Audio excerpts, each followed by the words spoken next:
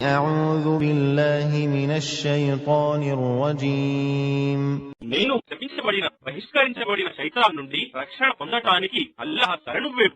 أولم يروا إلى الأرض كم أنبتنا فيها من كل زوج كريم ఏమి వారు భూమి వైపు చూడలేదా?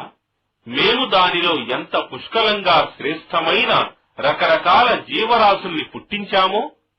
إن في ذلك لآية وما كان أكثرهم مؤمنين నిశ్చయంగా ఇందులో ఒక సూచన ఉంది, అయినా వారిలో చాలా మంది విశ్వసించడం లేదు.